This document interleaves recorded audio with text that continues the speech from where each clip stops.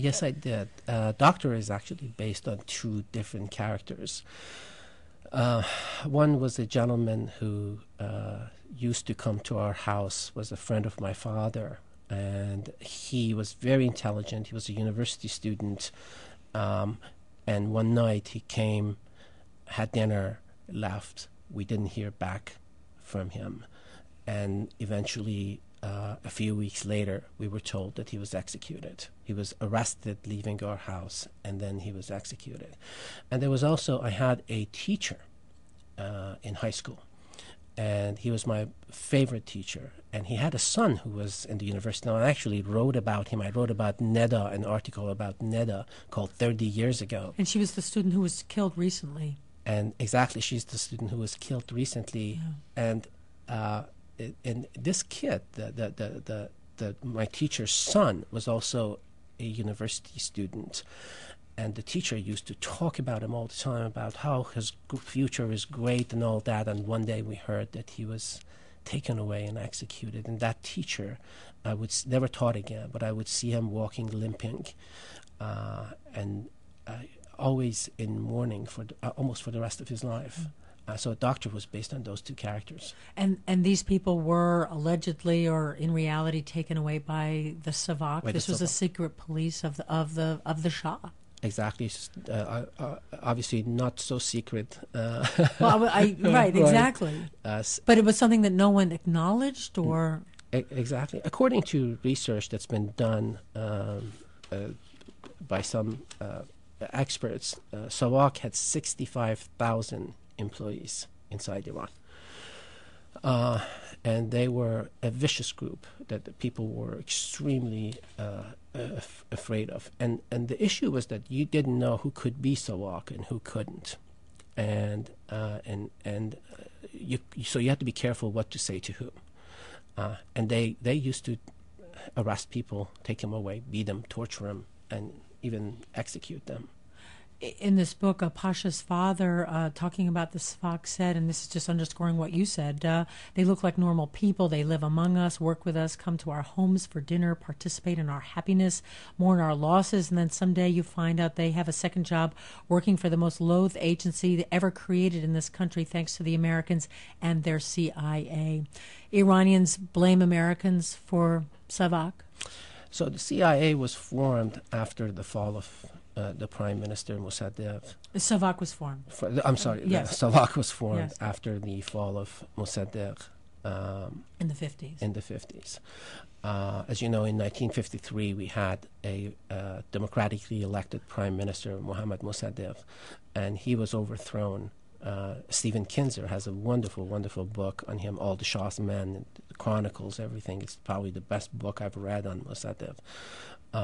And after that, when the Shah was returned by the CIA, they created this agency, and they were trained by the CIA and focused primarily on people who were anti-Shah. That was their sole purpose, was their security for the regime. And they were vicious. If you were arrested by the Savak, you had no recourse. There was no one you could go to. There was no trials. They wouldn't tell you where your kid or where your relative was. And then someday they will show up. Someday they will send you a note or call you and tell you to go pick up the body of your loved one. So it was tough. It was pretty tough. So people were disappeared, as it's often described, where they were, as you say, a friend had visited the family, and then they disappeared. They were just taken, arrested off the street, and never seen ever after that. Exactly. That scene in which Doctor is arrested was the character Doctor. The character Doctor was arrested.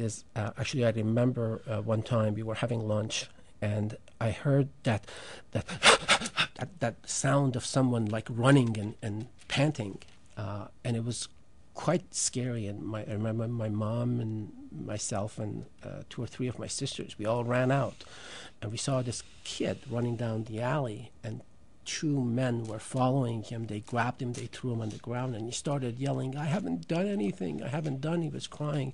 And my mom started to cry, and I remember my sister turned to my mom and said, "What is going on?" My sister was very little. And I never forget the look on my mom's face. She turned and looked at me and then looked at my sister, and I could imagine the dilemma that she had. She can't say, "Well, this is secret police." She said, "That was a bad boy, honey. He had stolen some money and they arrested him." That's how she had to put it. It happens all the time. Don't worry, sweetheart. And I never forget that. Yeah. Obviously to protect her daughter, but this was an innocent person. Exactly. And is that the Iran you remember growing up in then? The Iran that I remember I wanted to write about was an Iran in which I think is full of human beings.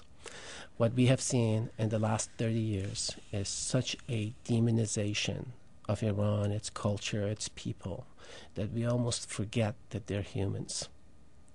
I was reading someplace, and one of the ladies from a book club stood up and said, "Before reading your book, I used to think you were all animals."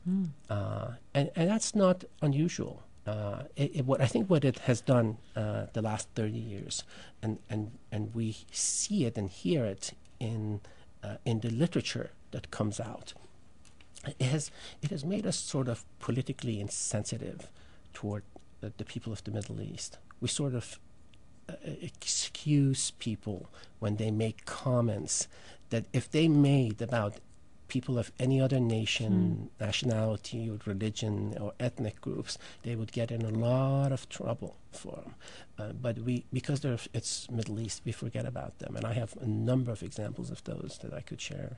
Well, and I'd actually like to hear some of that, but I'm wondering, too, just as someone who grew up in Iran and then has lived for the last 30-plus years in the United States, would it be fair to say that Iranians know a lot more about the United States than Americans know about Iran? Absolutely. I think that's a totally correct statement. I think Iranians in general are politically more aware of what's going on, especially around the world, than people in America are. I was one of the. I loved the U.S., as I told you, when I first got here, and now I've been. That's why I've lived here for 34 years, obviously 33, 34. But it was very strange to me that people would ask me, "Where are you from?" and I would say Iran. Mm-hmm. And more than half of people didn't know where that was. One person asked me if that was, I was getting insurance, and one person asked, "Well, is that a town in Florida?" And even now, it's amazing. Sometimes I say, people ask, "Where are you from?" and I say Iran, and they say, "Oh, so how do you like the fact that we went in and got rid of Saddam for you?" That's Iraq. But it's curious. I mean, this is a country where, and I'm assuming compared to Iran, the Iran you grew up in, where you probably couldn't read certain things, the government was controlling a fair amount of information in and out of the country. Certainly true today. That in this country, where we allegedly have access to all this information, have so little understanding and knowledge of the world that we live in. Amazing, isn't it? I always think that if you want to raise the literacy of people in any country, just make ban books, ban right? books, and they'll go read it. But I wonder too, and interestingly, you set your story before the Iranian Revolution. There's so much talk of and so many books, as you say, have been written about the Iranian Revolution, and then Iran since that time, but as a way to explain why there was a revolution, is that also in part why you wrote the book, to understand the level of either anti-Americanism or just what was going on inside that country? Absolutely. There were a number of reasons why I did it. One was I think people forget that Iran used to be a secular country. People think this was always a religious state. That's obviously not true. Second, Iran, under the Shah, was politically oppressed, no doubt about it. But socially, people had lots of freedom, of course, within the context of our culture. So a lot of people in Iran, even now, a lot of us miss that social freedom that we had. As long as you didn't do something against the Shah, you could live your life any way you wanted. These people came in